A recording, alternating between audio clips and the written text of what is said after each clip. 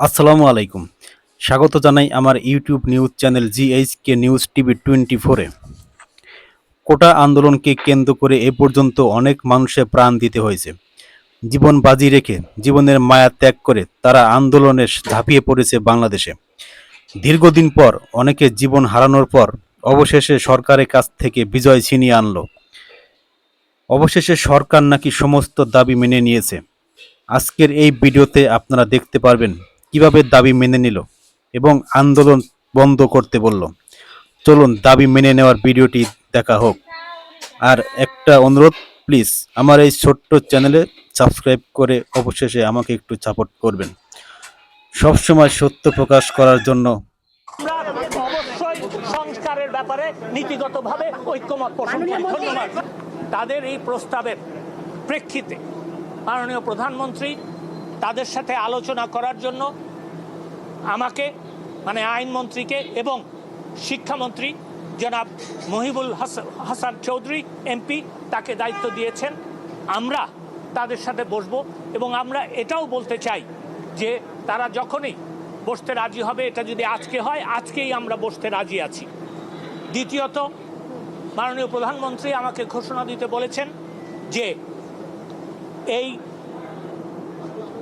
আগামী 7ই অগস্ট 2024 সালে যে মামলাটা শুনানির কথা ছিল, সেই মামলাটা শুনানিটা এগিয়ে আনার জন্য ব্যবস্থা নিতে আমি সেই মর্মে বাংলাদেশের অ্যাটর্নি জেনারেলকে নির্দেশ দিয়েছি যে আগামী রবিবার তিনি বাংলাদেশের সর্বোচ্চ আদালতে আপিল বিভাগে আবেদন করবেন যাতে মামলাটা শুনানির তারিখ তারা এগিয়ে আনেন।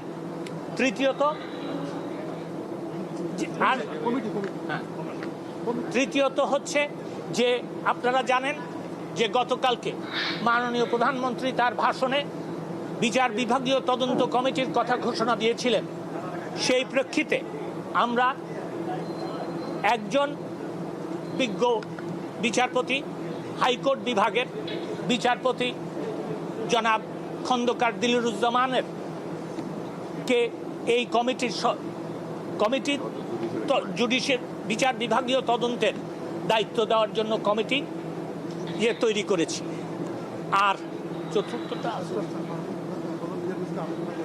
না, মাননীয় এই প্রস্তাব মাননীয় প্রধান বিচারপতির কাছে যাবে।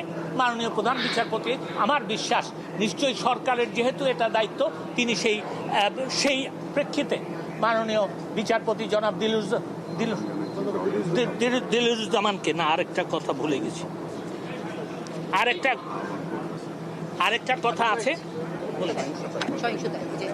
আমি এই প্রেক্ষিতে দেখেন, আমরা দেখেছি এবং বিশদভাবে আমরা পরীক্ষা নিরীক্ষা পর্যালোচনা সবই করেছি। দেখা যায় যে যারা কোমলমতি কোটা বিরোধী আন্দোলন করছেন, যে শিক্ষার্থীরা, তাদের কিন্তু এই কটা দাবি ছিল এবং যেহেতু সরকার তাদের দিক বিবেচনা করে এই দাবিগুলিতে রাজি হয়েছেন, আমার মনে হয় আজকের থেকে আন্দোলন করার আর কোনো প্রয়োজন নাই। আমি সেই কারণে তাদেরকে আহ্বান জানাচ্ছি, অনুরোধ করছি, একজন পিতৃতুল্য নাগরিক হিসাবে আমি তাদেরকে অনুরোধ করছি যে তারা যেন এই সহিংসতা বন্ধ করে এবং এই আন্দোলন প্রত্যাহার বা স্থগিত করে। আমি এইটুকু বলতে চাই। আপনাদের জন্য কোনো প্রশ্ন থাকে আমি নিতে রাজি আছি। আজকে তারা প্রস্তাব দিয়েছে, তারা আলোচনা করতে রাজি আছে। আজকে আমরা রাজি হয়েছি। এটা দেরি কোথায় হলো আপনি আমাকে বলে দেন। সরকার কি আদর্শিকভাবে কোটা সংস্কারের পক্ষে যাচ্ছে কি যাচ্ছে না, আমি পরিষ্কারভাবে একটা কথা বলতে চাই। আমি এর আগেও বলেছি, আমি এখনো বলছি, মামলাটা আদালতে আছে, তাও সর্বোচ্চ আদালতে। আমরা অবশ্যই যখন এই আদালতে আপনার মামলার শুনানি শুরু হবে, সরকার পক্ষ একটা প্রস্তাব এই কোটার ব্যাপারে দিবে এবং আমার মনে হয় যে আমরা যেহেতু সংস্কারের পক্ষে এই কোটা এই প্রস্তাব দিব কোটা সংস্কার করার জন্য, সেই জন্য আপনারা বলতে পারেন যে আমরা কোটা সংস্কারের পক্ষে। মাননীয় মন্ত্রী, এই যে আমরা যতটুকু জানি যে বিচার বিভাগের থেকে সর্বোচ্চ ক্ষমতার অধিকারী নির্বাহী বিভাগ, তো এই দেশের এত এরকম বাজেট সিচুয়েশনের আগে নির্বাহী বিভাগ কেন সিদ্ধান্ত নিল না? বা আপনারা প্রথম কথা, আমি আপনার প্রশ্নের জবাব দিচ্ছি এবং আপনার সাথে দ্বিমত পোষণ করে আমি জবাব দিচ্ছি। প্রথম কথা হচ্ছে যে দেখেন, 2018 সালে মাননীয় প্রধানমন্ত্রীর নির্দেশে কিন্তু কোটা বাতিল করা হয়েছিল।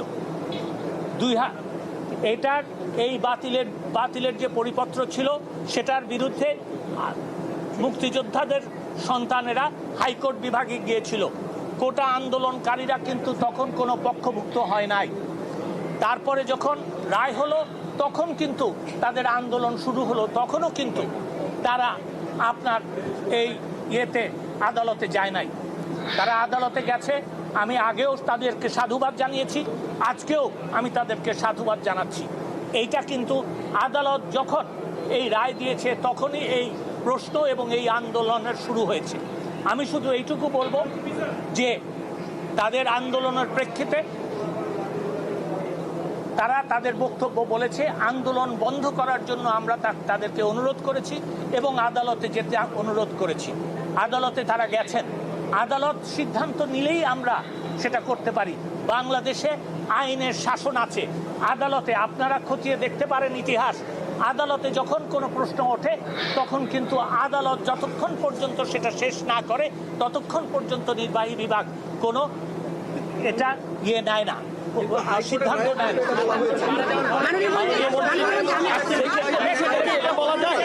এটা বলা যায় যে আপনারা আন্দোলনকারীদের কোটা সংস্কার সহ অন্যান্য যে সকল তাদের প্রস্তাব রয়েছে সেই প্রস্তাবের সাথে একমত হয়ে আমরা অবশ্যই সংস্কারের ব্যাপারে নীতিগতভাবে ঐক্যমত পোষণ করি।